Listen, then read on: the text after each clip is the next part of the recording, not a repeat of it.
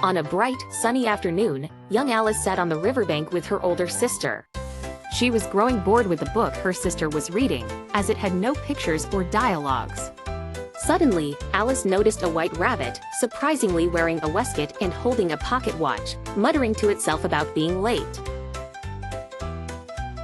Curiosity piqued, Alice hurried after the rabbit, following it as it vanished down a large rabbit hole. Without hesitation, she crawled in after it, only to find herself tumbling down an unusually long and strange tunnel. During her fall, she passed by cupboards, bookshelves, and strange pictures hanging upon pegs. Landing softly, she found herself in a peculiar hallway lined with doors. The rabbit had disappeared, but Alice's exploration led her to a small glass table with a tiny gold key. She discovered that the key would open a small door leading to a gorgeous garden, but she was too big to get through. On the table, she discovered a bottle labeled "Drink Me."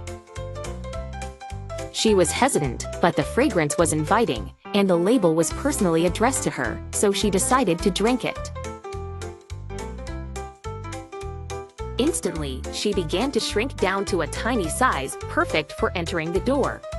However, to her distress, Alice realized she had left the key back on the table, now beyond her reach. Her eyes fell on a box under the table containing a cake marked "Eat Me."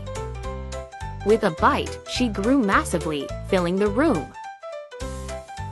After trying different combinations of shrinking and growing by sipping and nibbling, she finally managed to get into the enchanting garden.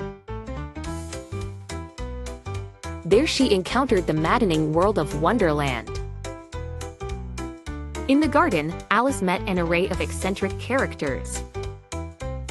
There was the grinning Cheshire Cat whose head and body would vanish randomly as he riddled Alice with nonsensical advice. At the Mad Hatter's seemingly eternal tea party, she found herself engulfed in lunacy, unable to sit still in a place. Alice then encountered the Queen of Hearts, known for her unpredictable temper and frequent cries of "off with their heads." Despite her fiery temper, Alice played croquet with her, using live flamingos as mallets and hedgehogs as balls. During a peculiar courtroom scene, Alice courageously stands up against the false accusations.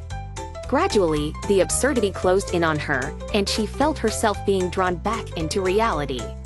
Suddenly, she awoke back on the grassy bank.